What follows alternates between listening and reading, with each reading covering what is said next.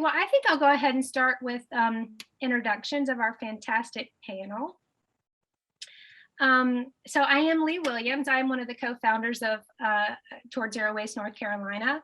Dargan is also my co-founder. And then we've got a few other of our Toward Zero Waste volunteers here, Kathleen, Casey, Dawn, and we just want to welcome you guys. I also want to give a special thanks to these volunteers and all of our volunteers that make all of our events and everything we do possible. We are a volunteer-driven organization, and we could not continue our mission without those volunteers. If you are interested in working with us, please go to our website. Somebody can pop that in the link, and click on click on the volunteer tab to get more information about how you can volunteer with us. Now, I'm really excited about our panel tonight. This is a film I've personally seen before and wanted to show for a while. Our panel bring a wealth of expertise to this subject, and I hope that you will be able to have an opportunity after tonight's event to get to know them and their work a little bit better. First up, I'm going to introduce, you guys can just wave as I say your name, Dr. Susan Kask. Understanding business and consumer choices involving the environment has been the focus of Dr. Kask's 35+ year career as a professor and consultant. She has published numerous articles and book chapters which relate to bringing sustainability values and metrics directly into business choices. Over her career, she has taught at several universities, most recently retiring from Warren Wilson College. She is currently a consultant and chief sustainability and strategy officer at Himalayan Wild Fibers, a textile fiber company. Next up, we have Scott Cline, who is a former owner of Plato's Closet stores in Cary and Durham. From 2011 to 2019, he oversaw a team of 50 employees in stores that bought and sold about 250,000 items of clothing a year. He became aware of the astounding amount of discarded clothing in our communities and learned that the vast majority end up in landfill or baled and sold by weight overseas. He is encouraged to find these materials increasingly being repurposed into things like insulation and is hopeful that greater awareness can reduce this excessive waste. Next, we have Eric Henry. As current president of TS Designs, Eric got his start when he launched Creative Screen Designs in 1978 while attending North Carolina State University. The vision of TS Designs is to make the highest quality printed apparel in a domestic, transparent, and trackable supply chain. Among many other environmental endeavors, Eric gave a TEDx talk on the topic of our broken apparel system, which we will share on our website and in the follow-up email that we send out.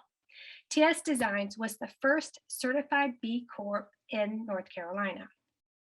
And lastly, Dr. Karen Leonas is a professor of textile sciences at NC State University. She is known for reducing and evaluating the environmental impacts of textile and apparel production and consumption. As a strong advocate for a circular economy business model, Dr. Leonas frequently partners with industry and is on several boards, including the New York Academy of Sciences Change Fashion Advisory Board. She worked for Burlington Industries and has been on the faculty of several universities. Welcome to each of you, and thank you for your willingness to participate in this discussion. Now, hopefully some people have put some questions in the chat. Go ahead and feel free to do that. And we will move on to our questions section. And I think we're going to start here with Eric Henry. Eric, tell us how globalization of the textile industry prompted you to change your business model, and what changes did you make? It happened very quickly on January 1, 1994. And again, thank you so much for having me today. I was telling the people earlier, I'm sitting at Angus Barn, and hopefully the internet holds out. I'm sitting outside, and long day here in Raleigh. But anyway, you know, I said earlier, I started my business in 1978 while I was a student at NC State. Back in there, it was no computers, no internet, no fax machines. Business was very, very simple. So we grew that to a large contract screen printer. And our clients are Tommy, Nike, Gap, Polo. We had over 120 people working for us. The banks loved us, just moving to a 20,000 square foot building. And as I said, January 1, 1994, NAFTA rolls in. Within 2 years, We laid off over 80 of those employees. The brands could not get out of this country quick enough, but we realized then there's more to a business than a bottom line. So we did not leave, we stayed. And as we fast forward to today, we understand the importance of a local connected domestic apparel supply chain. So I've definitely been probably the oldest guy in the chat session tonight, but I've been on this journey for 43 years. But I'm super excited about seeing large groups of people coming together, starting to understand about the broken apparel industry we got and what we can do to reconnect it. So again, thank you so much for being a part of this tonight. You are so welcome. I'm hoping we can make some change over here. Okay, next we're going to go to Scott. Scott, you ran several consignment shops, which we want to note are a different model than thrift stores. What were the biggest challenges of running this type of franchise, and how did the rise of fast fashion through globalization of the textile industry impact your business? Sure. So, so I owned and started a couple of the Plato's Closet stores in Raleigh and Durham. And when we started the store, there was a lot of the popular brands were some of the more expensive brands out there, like Abercrombie and Fitch at the time was a big one, and some of the different designer jean labels that some of y'all on the call might recall. So we were selling higher priced items, and we could afford to pay a higher price for those. And then when Forever 21 came along, I remember them opening at South Point Mall in Durham, and we saw a big shift towards the fast fashion. And then all of a sudden, the volumes of clothing were much higher. People weren't just bringing in a small shopping bag. They were bringing in trash bags full of clothing, and I mean, hundreds of pieces of clothing. So that was really the hardest part of running the business, was just the volume of clothing that came through the store and all the manual labor that was required to evaluate each piece and to price it, and then to get it tagged and moved onto the floor. So just the volume of processing all those pieces of clothing was the hardest part. Gotcha. Thank you. So, Dr. Kask, what business model is Himalayan wild fibers, using to avoid the damage of the fashion industry? First of all, Himalayan Wild Fibers is a fiber company. We sell fiber. That's it. We don't sell fabric. We don't sell yarn. We sell fiber to mills, who then spin it, who then sell, who then work with other mills who are either weaving or knitting fabric. The textile industry is one of the oldest industries on the planet, and it hasn't changed much from its original, thousands of years ago, its original structure. So that's kind of an interesting thing to keep in mind. It's a very complicated industry. So Himalayan Wild Fibers is a fiber company. We sell a fiber that's produced from the wild growing Himalayan nettle plant, which is considered a weed in the forests of the Himalayan mountains. It only grows at certain altitudes. The fiber that comes from it is this lovely, it's a bast fiber, I should say, and it's this lovely fiber. It's one of the longest and strongest fibers in the world. The business model is very unique, and I was attracted to the company because of the business model. The business model is that its priority is to pay fair wages to harvesters of this wild plant and ensure that the plant is harvested sustainably. So that's first and foremost. The owner and the CEO, who started the company about 12 years ago, her mission was to provide cash income to mountain villagers in the Himalayan mountains. These are subsistence farmers, and in the off season, they harvest the Himalayan nettle in the off season. They are subsistence farmers. They often are cash poor, and they usually don't have enough food to get, they don't always have, I should say, enough food to get through the year. So cash income is very important to them. So Ellie Skeel, who is the CEO, she lived in Nepal for 20 years, saw what was happening with these farmers in these mountain villages, and wanted to figure out a way to bring cash income into their villages. The interesting thing is our company, we process the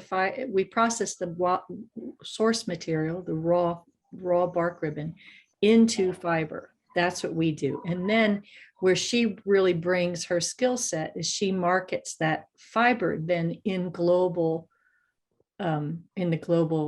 textile supply chain. So she's essentially the conduit that brings global fashion dollars directly into mountain villages.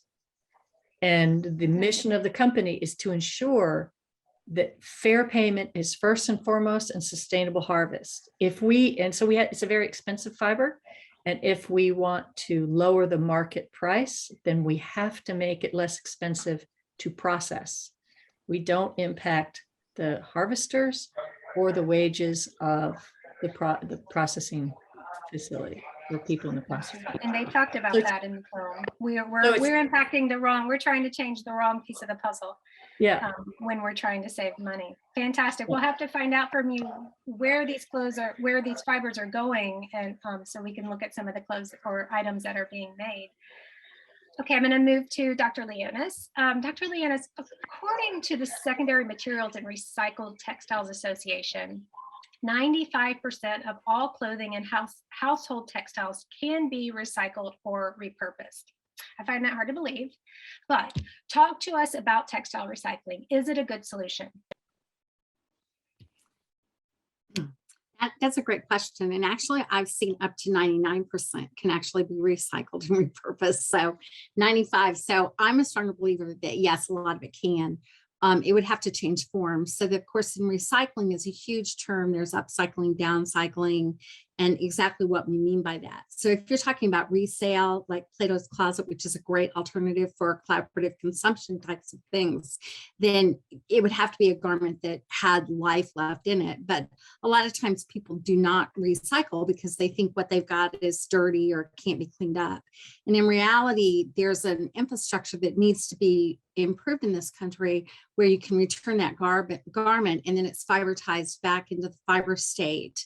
And then that fiber is respun into a yarn and moves forward. So just like we're encouraged to recycle our plastic bottles, which are then mechanically flaked down and re-extruded as polyester, there's the same type of thing with the refiberized cotton specifically, but you can also do it with polyester.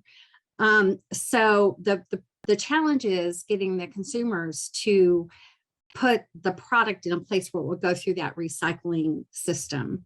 And I know that there are some communities, including the city of Raleigh, just in the past couple of years now has a clothing recycling. And I think a lot of people are under the misunderstanding if they donate something, they think, oh, somebody's going to buy it and wear it. And really, there are a lot of other alternatives that it can go into. Right now in the US and basically around the world, we do not really have a good infrastructure. Most materials or textile products contain more than one raw material. So if you look at what you're wearing right now, if it's not one of the t-shirts that Eric provided for you, then it usually will have some kind of a blend that you're wearing, especially now with spandex and everything. And so it makes it very difficult to actually effectively recycle that. So moving into circular economy where you might have a digital ID, where you could actually run that through and find out specifically what was in it, it might enable you to do that more effectively. One of the challenges right now is you've got to give one up. We can't save if it's cotton polyester. We can use chemicals to dissolve the cellulose or precipitate it out, but we also destroy the polyester. And so you can't really save both of those. So I do think that recycling in its broadest term, which includes everything, not, upcycling, downcycling, the actually refibritize where it's torn into little pieces, the resale, and all of that, we can contribute significantly to reducing the amount that goes into the landfill. But there's a lot of infrastructure that has to be developed. there is a lot of consumer education that needs to take place in terms of that type of thing. But yeah, I think most of it can be recycled. And actually the carpet and rug industry has been looking at this since the 1970s and 80s. And I worked with them for a while on recycling carpet. And they were one of the first industries that actually used their trim from what they would cut off a carpet, and then they would resell it, and it goes inside like teddy bears and stuffed animals and things like that. So there are ways to do it, but there are a lot of different pieces that have to come into place to make it happen. All right, that is encouraging. Fantastic. We have a question from an audience member. They say, in the movie, the PhD economists advise reconsidering the consumer capital system, which the questioner agrees with, but replace it with what? What would that look like? And I will add, because we had this as a question, is that necessary? Is that what it's going to take for the fashion industry to change? That can go to anybody. Well, I'll go ahead and jump in. I've been quiet for a while here. You know, the metrics of how we determine success have to change. You know, again, the old guy in the room here, we've grown up and it's all about the bottom line. And we've seen what just focusing on the bottom line has done to the environment, and it's done to everything from income inequality to poverty to so forth and so on. So I think we need to develop systems that look beyond the bottom line. And I'm an advocate for giving people choice, but giving choice with information. I use the example of years ago, and they've come back out with the electric Hummer, but when they had the Hummer, and there was a lot of people said we should ban the Hummer. For those young people in this audience, this was a humongous vehicle that got probably about 6 miles to the gallon. And people said, how can we have that going on? And I says, all we just need to do is put the true cost of driving that vehicle to the individual.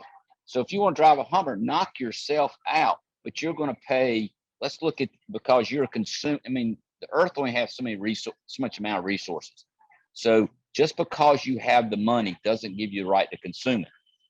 So instead of just saying, no, you can't have that Hummer, knock yourselves out, buy the Hummer, but it's going to cost you an extra $20,000, whatever, put some figure. But again, we have got to develop metrics that measure beyond just the short-term economic, what we call the marketplace, because the marketplace has no conscience or soul. The marketplace, that's why we got addicted to fossil fuels, because it was only looking what happens today. That tank of gas that we bitch at $3 a gallon probably is about 10, 12, 15 when we measure the total, what we call, economic impact of that happening. So I think we just need to develop different measurement tools and make that information available so people make better choices. And then those people that want to make choices because they have the economic means, there's got to be some repercussions beyond just because you have the money. My 2 cents worth. Here, I'll certainly add to that. Our capitalist system in our market system is really wonderful in that it does some magic in allocating resources to produce things that people want and need. But it doesn't have a conscience. It doesn't have any values and principles. And it's not inherently going to make sure people have fair wages and the environment is completely invisible. There's power. Power is distributed in the marketplace based on politics and privilege and luck. And sort of, it's, you might be a person with power when there's another person who doesn't, even though they've worked just as hard as you do. And so the capitalist system to evolve, people need, first of all, from the consumer perspective, consumers need to make more mindful choices. They need to pay attention. That's the information that we so desperately need as consumers. And businesses also have to make mindful choices. The single bottom line of profit is insufficient signal to let us know that that's a good place to invest your money. The social and the environmental impacts of a business need to be accounted for. And the other part is, it's great to have freedom of choice, but we have to have responsibility with freedom. And the market is not going to ensure that we're responsible. That has to come from society, social norms, and government rules and regulations. And this idea that the free markets are so wonderful and perfect is misled. We have this sort of neoliberal thinking these days that let the market take care of it. The market can do everything great. But the early neoliberal thinking, its evolution, was markets, freedom of choice with responsibility.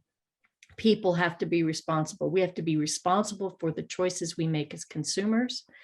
We need to be responsible as choices we make as business owners. And we need those signals. The metrics that Eric mentioned are essential. And the environment will never come into the marketplace because it's invisible. It's not bought and sold. Clean air and pollution, we don't have to pay those prices. And so we need mechanisms, and those things are going to have to come from government, and then to the triple bottom line of being responsible. I could say a lot more on this, but capitalism needs to evolve. We need to make mindful choices. We need to be responsible, and government has an important role in making sure those things happen. And I love that term, triple bottom line. It's profit, people, and planet. Yep. And, I think if all of our business heeded that, we'd be in a lot better place right now. That kind of leads us to another question that an audience member asks. How can an individual consumer help work toward change in the apparel industry? This person says, even if you shop ethically and sustainably, there are many Americans who choose not to.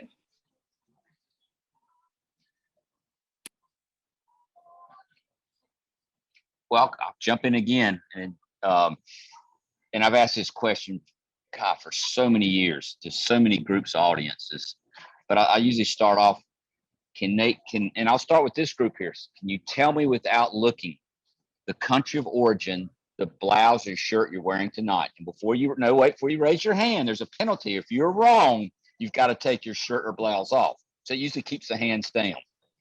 But I bet I've asked that question hundreds of times to thousands of people. Even today, I was talking to a group of students at Campbell University last week. And again, the hands quickly go up. I tell them that quickly go back down. That they don't know. And then they start getting, well, it's Taiwan, it's China, it's blah, blah, blah.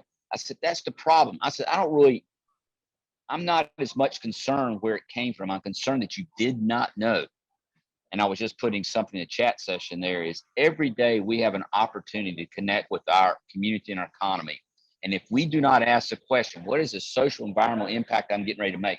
You know the financial, because you're getting out your credit card, you're getting out your cash, but you're making that decision without asking those two other questions. And when you ask those two other questions, you become more knowledgeable, you become more connected, and you will in time make better decisions. So tagline says sustainability is a journey, not a destination. It's not a perfect world out there. Don't beat yourself up because every once in a while you end up, I had to go to Starbucks today and they would not fill my regular coffee cups. So I had to get one of their damn paper, whatever cups. But you're just aware of this. So, I've been on this journey a long time, but I think we have that opportunity every day that we live on this planet to make that choice. And I will add with this, it's kind of like the economy we live in. It's even worse with COVID. We have really two camps: those people that have the ability that can, and those people that have the knowledge but can't. I don't really have the answers for those people that have the knowledge and can't. I can't figure that equation out. But what I am calling out to people, if you have the knowledge, you have the ability, but you refuse to change, and you are now part of the problem, period, in the state. Thank you.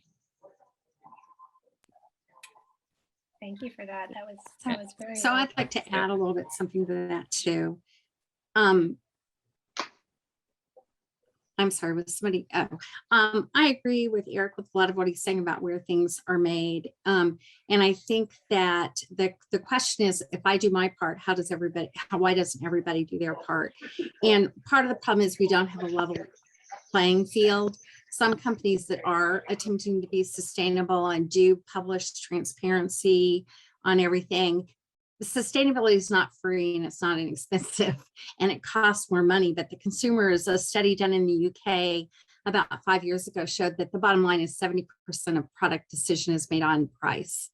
And so as long as that playing field, as long as there are companies allowed to produce that are not paying a fair wage, that are using forced labor, like we've heard a lot in China, then there's going to be that unlevel playing field for the people in the marketplace, for the retailers. And the other thing that I'm not sure people realize is that there's a lot of corruption in our industry, like a lot of corruption. And that's why we have these horrible things happen, is because the officials have been paid to look the other way, or there's a conflicting type of thing. And so if you look at it, there is a corruption perception index out there. There's also a forced labor slavery index by country, and those things are available to people. But for example, you may or may not know, we were talking about Vietnam earlier, and out of 180 countries, they ranked 104 for corruption, 180 being bad. So 104 is worse. And they got a score of 36 out of 100, and 100 being good. So it's kind of a weird thing to scale. Look, so there's a lot of information out there that you can track back, but people aren't really educated about it. But again, and the US actually had forced labor in 2016. There was a big case that came out in California. So we're not, our rank, I think, is 25 out of 100. And the UK is better than us. But anyway, meaning we have more corruption. But anyway, the bottom line is that as long as somebody can go to Cambodia or Vietnam and pay these low wages, you're never going to get an even playing field for the consumer to buy things. And the price drives that so much. So that's, I don't know, that's just my 2 cents. Awesome. Thank you. Something that always comes up in talking about how, how we change the world is it always ends up landing on the consumer's shoulders. And that's appropriate in some ways, because ultimately it's our demand for things that drives ultimately the market. But we are very much influenced by influencers, marketing. And one thing that's definitely happened with this fast fashion is clothing has changed from being a durable good to a throwaway good, like a paper towel or a piece of Kleenex. And that's the consumer's responsibility to ignore that marketing. And it's worked, the marketing's been good, and shame on the producers, the companies that are doing it, but also, and shame on the influencers, but also shame on us for getting sucked into that system. And so that's really important. So another question I would ask, sort of mimicking Eric's approach, do you know where your clothes are from? But how long have you had them? The truth is clothes can last for decades. They can. And if you buy classic clothes, they will, but they're expensive. And that's the thing. Himalayan nettle is now in its first, I was going to show you. This is not a terrible, but this is the first item of clothing that has Himalayan nettle in it. It also has seaweed, eucalyptus, and banana leaf in it. So it's not just one fiber, and it's expensive, but it's durable. It'll last a long time, and that's important. So that's another piece of what can consumers do. We can stop feeding into this whole marketing machine and buying all this stuff. Great advice. Go ahead. Yeah, I feel like I've talked a lot, but I'm just going to say, I think that's easy to say, especially when you're my age. But I think we also, and we talked about this a little bit earlier, there's the social media influence that came out in 2007. And so what we're finding with the people that are younger, and I've even done this, like I go to a meeting and I look to see what I wore to that meeting the year before, so I don't wear it again, the next time I'm at that meeting a year. And that doesn't mean I go run out and buy something new. That means I look through my closet.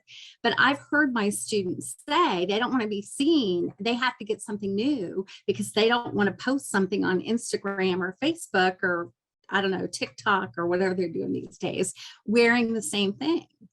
And so there's this whole social psychological component. And there was a question in one of the questions about the influence of what we wear.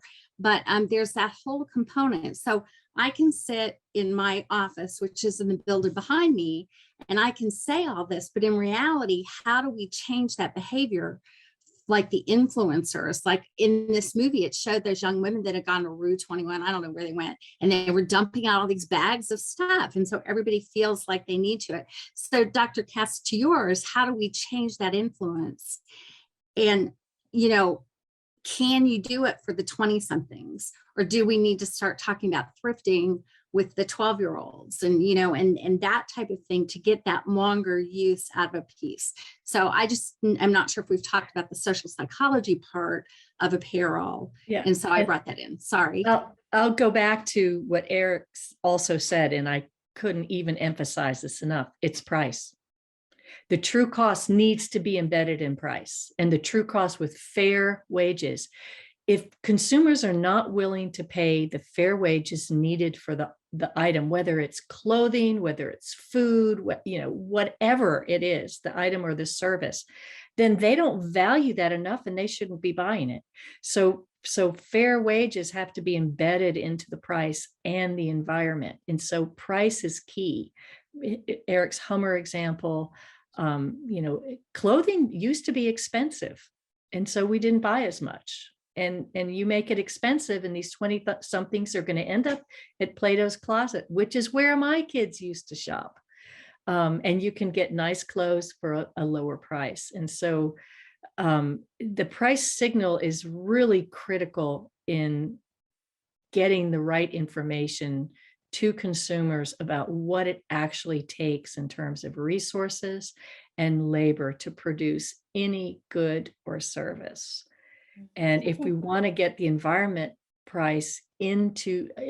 cost into prices, we've got to tax pollution. We've got to tax carbon. Gasoline should be $10, $12 a gallon, but it's $3. Right. So that is the interesting thing about this film, is that we probably don't pay the true cost of most things. And if we did, we would actually have a lot less and probably be just as happy. To Dr. Leonas's point about influencers and social norms, I loved the opener to this film where designer, or her name was Ursula de Castro, states that clothing is our chosen skin. And I feel like the question there is what does what we wear say about us, and how can we use this to change the way we purchase clothing? And I think that getting that message to people is part of the process. If you're chosen skin, if you're wearing something, you've been out on it several times, that speaks to someone saying, I'm not afraid to wear the same thing over and over again because I'm standing up for the workers and I'm standing up for better products. Maybe instead of somehow trying to figure out how to make our chosen skin say something more than just we have really good fashion, or we're up on the times, because the fashion, maybe it's good, maybe it's not, but it's what people are wearing now, so it's what we want to wear. Okay, I'm going to move to a question for Scott. We have there's one in the chat for him, but I wanted to start by asking, because I know a lot of people had this question, how much of what people brought into the store made it to the store floor, and what happens to the clothes that you could not use, and what happened to the clothes that later you did not sell? I estimate that it was about 10% of the clothing that came through the door is what we actually purchased. And of that, every season we sold about 70% of that clothing. So every year, even after clearancing and trying to give things away, I mean, we literally couldn't give the stuff away by the time the season was over. So we would end up with a lot of clothing that I would usually be the one ending up throwing it in the back of my truck and taking it down to Goodwill is where I usually went. And I did it so often that I came to learn more about what happens to the clothing after it goes to Goodwill or other thrift stores. And you might notice, if you're ever at the back of it, they have a really big back room. And in some of the locations, they even have a baling machine where they actually take a big load of clothing and bale it in. In the movie, it was the part when they were interviewing the woman from Haiti who was upcycling the clothing there.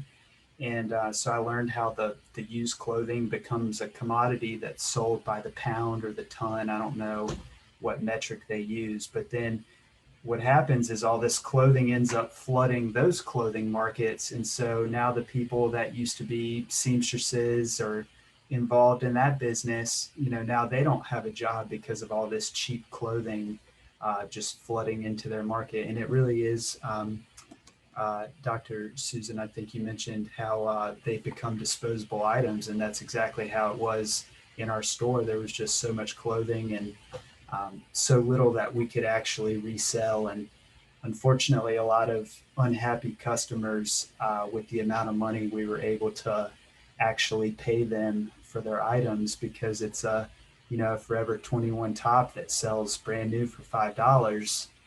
We're going to try to sell it for $3 and pay somebody 90 cents for it. So that was kind of how it trickled down to our level. So that leads into the question from the audience member. They say, "Hi Scott, how do you compete with the lower retail prices that would follow for resale of fast fashion? I find in that unless I'm reselling higher end fashion, it's just not worth it.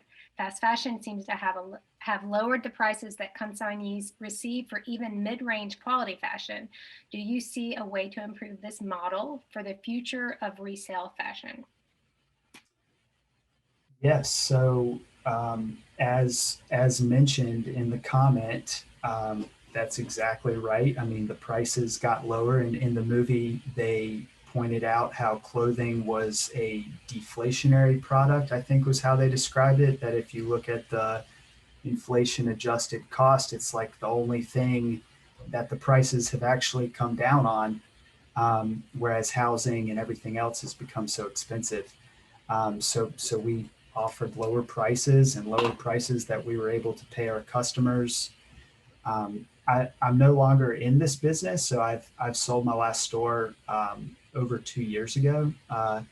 So I don't know that I have a good solution there, other than some of the other ones that I've heard of coming, looking at the whole system in which the clothing is produced and accounting for all of those other costs to society that aren't necessarily captured in the price of the clothing. So I can't say that I have a good solution to offer there. Thank you. So the next question, I know this is I'm very curious about what the different panelists are going to answer. The documentary promotes, this is an audience question, promotes organic cotton, but I have read that cotton clothing production uses something like 30 pounds of water, some of the highest volumes per piece. If the water is recycled, that reduces water usage somewhat, but what are your thoughts about promoting such a water intensive material, which is positioned to sound environmentally, as so environmentally sound, sorry.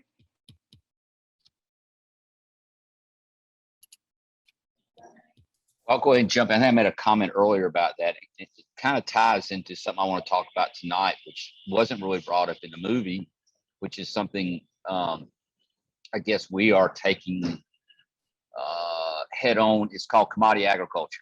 I was just at the cotton ink meeting with cotton farmers across the whole country.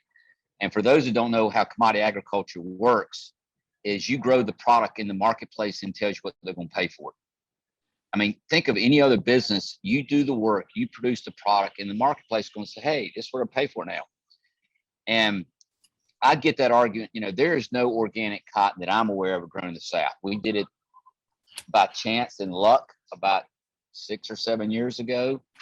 So I get on these calls with brands that says, we're only going to buy organic cotton. Well, pretty much that's either going to be Texas or going to be imported. And I like to say, meet the farmer where the farmer is. We have a new thing that we're advocating for the brands to meet the farmer in the field before the seed goes in the ground. Because if we want our farmers to participate in resilient or what they call regenerative agriculture, organic agriculture, sustainable, any of those things, the farmer has to have a pathway to make money. And commodity agriculture does not give them that pathway. So I think we get hung up on buzzwords like organic or whatever it might be. And as it says, that's just a broken model, because right now the farmers have no say so in the price in which they get paid for their cotton, organic included. So what we have to do is we have to become aware of, and this goes for any, if you eat meat, chicken, beef, any vegetable, all stuff. When you go to the store, pretty much you're dealing in the commodity world of agriculture. Keep in mind the farmer hasn't. So when you buy those products, try to connect with the farmer. Go to the farmer's market. Know your farmer. And the same thing we got to do with cotton. We have got to break the mold. Literally, I'll finish this. We were making a commitment to our farmer of May of 2020 in North Carolina. He was literally putting his seed in the ground 25 cents under his cost. 25 cents under his cost, hoping for a better price, hoping for better weather. I mean, the most important person in our supply chain is, that's got millions of dollars of money tied up in equipment, and he's putting his seed in the ground under his cost. I mean, it's such a screwed up industry. And this is just for cotton. It goes for any agriculture product that's in this world of commodity here. So add that to your radar screen of being aware, and I will somehow connect with this group here. We got a white paper we've been working on for about the last 6 months about this whole broken commodity system and how you can be aware of it, and then how you can be better connected to your farmer. Okay, so you mentioned regenerative agriculture. Is there a move toward a regenerative farming of cotton versus Yes. the organic label? Is there a way that we could find that? Yes, I mean, you can Google search regenerative cotton, and again, the regenerative is kind of the next thing is kind of beyond organic, because organic looks at just the practice of the engagement of growing the cotton. But regenerative is more of a system-based approach to it. It's a broader approach to how you're doing it. And we were applied for a grant we did not receive with the group of about 10 or 12 folks, and it was a European company. But what we're trying to do is, because again, when you look at cotton, how we grow cotton in the South is different from how they grow in California, Texas, Arizona. Everybody's different. So you go to those farmers and say, what can we do to help you improve the way you grow cotton in a more regenerative, system-based approach? So I guess it's the new buzzword. It's taking over organic, because it's more of a system-based approach to it, and not just trying to go, well, what kind of inputs are we putting on the cotton itself? And yes, it's you can Google search it out there, regenerative. But again, I go back to the cotton farmer we work with is down New London, North Carolina, which is near Asheboro, and we've been working with them for probably a dozen years or so. And they do things like no-till, cover crop, things like that. But what we're trying to do is give them a pathway so they can plan their business out long term, and not be held to what's happening to the marketplace each year and what they get paid for their cotton, because they want to be a partner in this change. They care about the soil, they care about the planet. But man, I mean, it's kind of like they're stuck in the fast food market, and we want them to change. We got to give them the pathway. And the one we change is we as a consumer and the brands make a commitment to the farmer and stop playing, on the sidelines of commodity agriculture. Gotcha. Couldn't agree more. The farmers now pretty much take all the risk. Yes, They take yes, all yes. the risk. Okay, so that leads us to the question: what can the consumer do to help? We have a question in the chat. Does writing politicians or companies do much to change these practices? What kind of laws could be made to prevent companies who sell in the U.S. from manufacturing their clothes for cheap in third world countries? Certainly, bringing in laws. California just passed the Garment Protection Act, which was a big deal, and there were a lot of brands that supported that act. So a lot of businesses supported that, because the law created a level playing field for those that were following the law to deal with the kinds of corruption and things that Dr. Karen mentioned. The other thing I did want to bring up, there are and I'm not a big fan of certifications because there's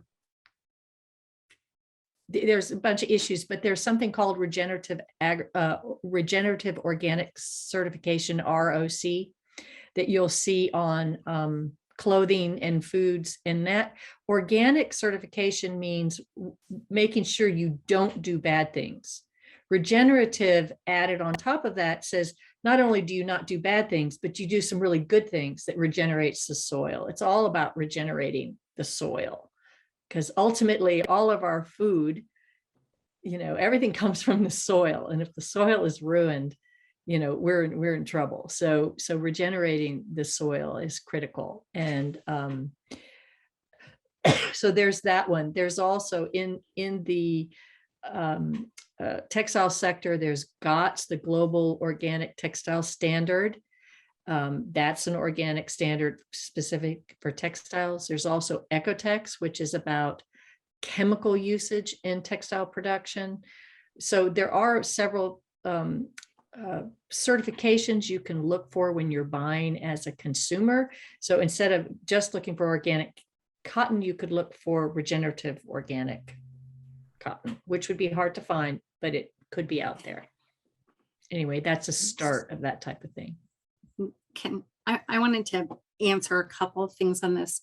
One, I think that writing campaigns to politicians is possible, but you've got to understand the textile industry has huge lobbying groups, huge. It's called the Alphabet Army.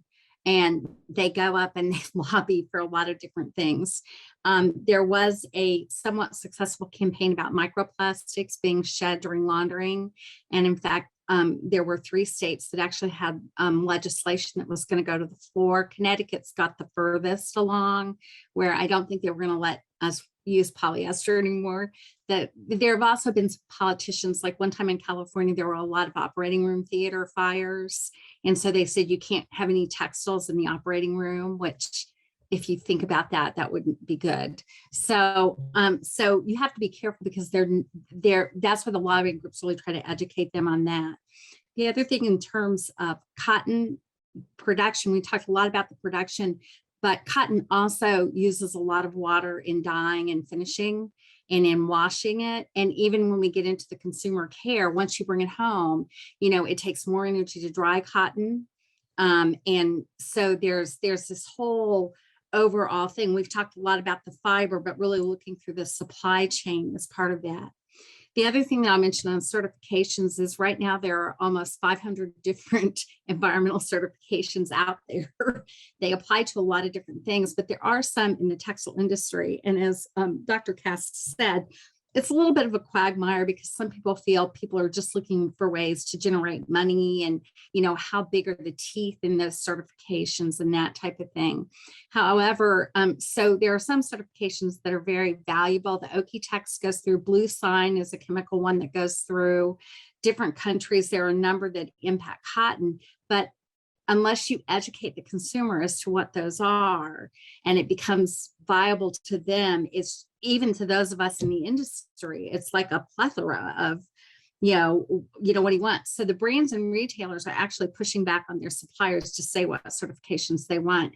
And we're starting to see some harmonization among that, the ones that are rising to the top, even with man-made regenerated cellulosic fibers like Tencel or rayon, they're requiring that they have forests, that the forests are properly managed to get the fiber from that. So it's extremely complex on whether we can, so there are some simpler ways out there, but I'll let somebody else talk about that. So those are just a couple of follow-ups on some of the things people have mentioned.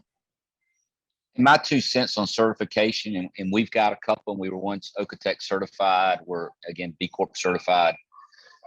But I think the industry a lot of times uses that as a quick fix.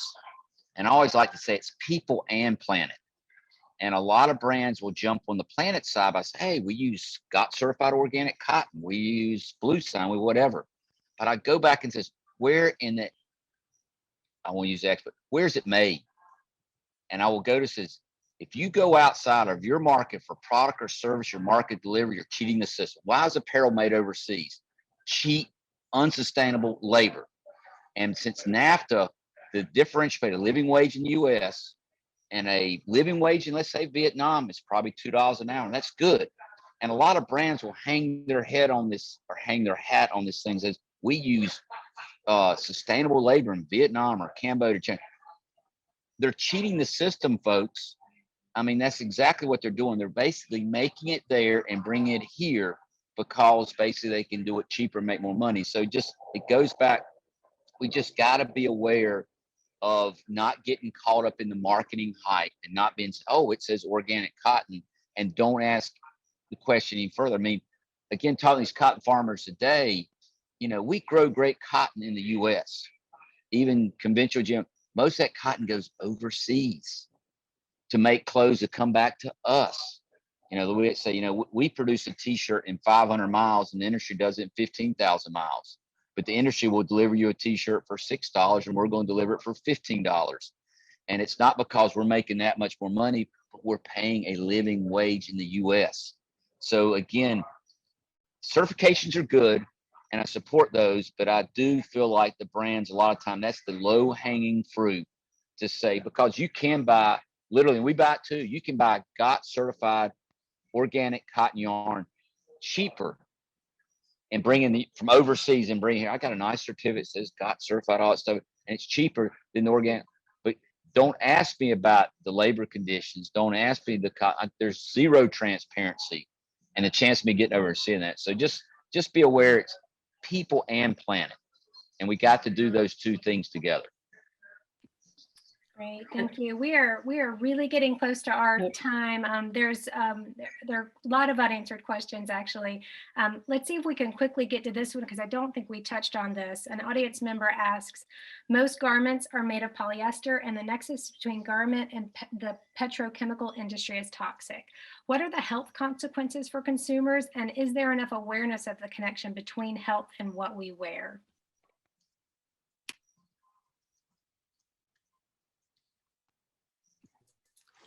I can answer that. So polyester is the most widely used fiber in the textile industry. You know, I wouldn't be as worried. I mean, some people are very sensitive to polyester. I wouldn't be as worried about polyester as I would the chemicals in the textiles. And those of you that are familiar with textiles, you know, you may have other sites on this. There are a lot of chemicals. At any given time, we have over 20,000 chemicals in our supply chain that are being used. Now, not all 20,000 are used on every product that comes out, but they go for the cheapest one at the time when they're buying, you know. And so I think, and because we have such a complex supply chain, a lot of times you may, as a retailer brand, think you're working with a factory and they've subcontracted it out to their cousin and who knows where. And so I think that with regard to the chemical transfer that occurs, I would be more concerned with some of the dyes and the topical finishes that are used, some of your functional finishes that are used in terms of contributing to toxicity than the actual polyester fiber itself. That doesn't mean that people don't respond to polyester negatively if they have a sensitivity or allergy to it, but usually it's the chemical that's been applied during the processing. I don't know, Eric, do you have thoughts on that? I'm trying to do something. Well, I think the interesting conversation now, this last couple of years, you know, we're moving to that circular economy. What do we do when the clothes are in the life? You know, we need to buy better clothes. We understand where they're, but then what do we do? And what I call the old school, which is the mechanical process of breaking it down. But I'm super excited about, there's a company in Danville, Virginia, I'll get a plug for, and I have no interest in this other than being successful, called CIRC.earth. And they've got a closed loop technology that can break down both polyester and cotton and produce basically pure polyester or pure cellulose without any fiber degradation. So, again, and that's, you know, again, going back to domestic overseas, you know, when you produce it domestically, we have the clean water, EPA clean water regs that came out in the 80s that are still much stricter than a lot of these developing countries and what they're doing with their effluent. So that's reason, again, a lot of companies are producing overseas, they don't have the regulation or the enforcement of those regulations. So yes, I think you're right, is more the chemicals used in the manufacturing process than the actual end product is what we need to be concerned about. And I would just add again, price.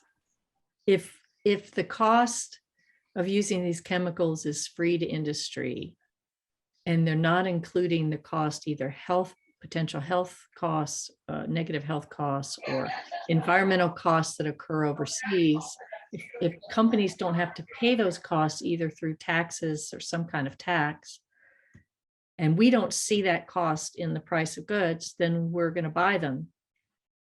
So the way you divert production from cheap overseas production is to tax it when it comes back into the country for the environmental and social costs that it's incurred elsewhere.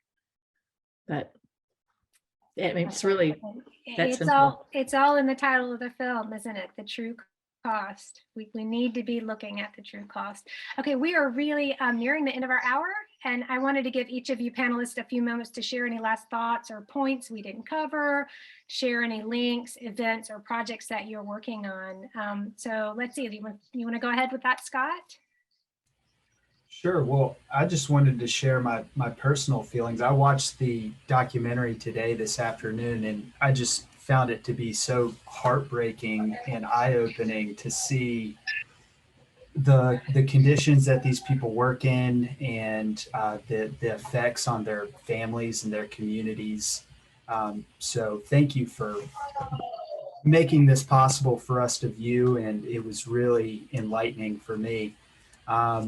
I guess the one thing I'm working on, we're doing a little litter sweep this Saturday. If anyone's in Raleigh, it's going to be over on the Crabtree Creek Greenway. We're going to go out and clean the area up. If anybody's interested, that link is on the Raleigh Towards Zero Waste Facebook page, and maybe I'll get it thrown up here before we get off the meeting. Awesome, thank you, Susan. Yeah. I want to thank you also for having me. It's been a great opportunity for me to think more deeply about some of the things I've been thinking about. And I think the movie was just spot on with the issues, just absolutely spot on. And the title is absolutely correct. If we want to fix this economic system, at the end of the day, we're going to have to get price signals right. And the basic rule in economics is that you tax what you don't want and you subsidize what you do. Unfortunately, there's this attitude that government shouldn't intervene in markets. And so we need to change our view that free markets are wonderful and perfect and will do everything we need them to do. They won't, they're broken. And I can go into a lot of detail about how, but I won't. This is not the place to do that. But that's how we change it, is get our politicians and government to realize they have an important role in markets. And Thanks. Dr. Kask, do you have anything you wanted to share, any projects, or hopefully you'll share, maybe you can share with us later where we can find the places that this Himalayan fiber is being used. Oh, I'll put the website on the Okay, chat. great. It's a very interesting company. Great, thank you. And Dr. Leonas. Yeah, I also want to thank you very much for including me in the conversation on this. You know, sustainability is extremely complex and there's not an easy answer. There's not a silver bullet that's going to solve this. It's a combination from all different disciplines, the hard sciences, the social sciences, the political sciences, international regulations that come into play. And the audience has been very astute at asking those questions about how do we move the needle on this. So I think the raising awareness is certainly important, which your group is doing with that, which I think is wonderful. And I agree with a lot of the other panelists and what they've said about things. I am a proponent of circular economy, very much so, in saving the resources, but the social sacrifices. And I will tell you, the true cost movie is heartbreaking, but I am happy to share some other things that are pretty heart-wrenching with people as well with the social. So we have a very active sustainability research program at the Wilson College of Textiles at NC State. So if anyone's interested in learning more about what we're doing, looking at sustainability through the supply chain, everything from the design, which is really where it's got to start, is the design of the products, all the way through to changing consumer behavior and how they dispose and use their clothing. Feel free to reach out to me and I'll be happy to talk with anybody further. Thank you. Excellent. Thank you very much. And Eric. Well, again, thank you for the opportunity. I like to say it takes a community. There's not one person who has all the answers. It's just exciting to see this many people come together and talk about one of the many issues that we're dealing with. But I'll leave with what I said earlier, is every day we have an opportunity to make choices. You know, it's that gallon of gas, it's that new pair of shoes, it's that meal that we're going to eat. And I've learned, again, being the old guy in the room here, if you just ask yourself, what is the social and environmental impact I'm getting ready to make with this choice that I'm getting ready to do? You will become more connected to the community in which you live. You will make better decisions and the community will be a better place. I mean, we've got some tremendous problems to deal with. And my generation, we seem like we caused most of those problems, from the rapid increase of climate change to the destruction of the apparel industry. But there is hope. But the hope lies with you, because I would say most of the people on this call tonight have the opportunity of choice that some people don't have. And so when you make that choice, you have a responsibility to a lot of other people. So just become connected, be aware, make better choices, and we can turn this around, this train wreck that we've caused in the environment, with the apparel industry, with the planet, by just being a part of it. So again, thank you for the opportunity. It's always an honor to be connected with smart, caring people. So I do appreciate being here tonight, and the best of luck to everyone. Thank you very much. Kathleen, do you want to close us out? Yes. Oh my gosh, this is so fabulous. On behalf of Let's do it again. Find something else to talk about. On behalf of Towards Zero Waste, we want to thank our panelists and everyone for attending the event. There are a couple events coming up if you'd like to be involved. Scott already talked a little bit about one. We have our litter sweep this Saturday. 2300 Crabtree Boulevard in Raleigh is where we meet up. It's at 10 a.m. And there's also information on Facebook page and on our Towards Zero Waste page. Then next Tuesday night, the 21st at 6:30, we have another virtual presentation by Liz Adams, who is a research associate at the UNC Institute. And her topic is zeroing emissions. So that should be a good presentation. If you'd like to learn more about our organization or about future events, it's towardzerowaste.org. And also keep in mind that Towards Zero Waste is a nonprofit and offers all the events and education we do for free. So if you feel inspired to help us out, also on our website is a donation area that you can give to. So thank you very much. And I hope everyone has a good night. Thanks, everyone. Bye, thank you. Bye-bye. Thank you. Bye. Bye, thanks for having me. Thank you for joining us.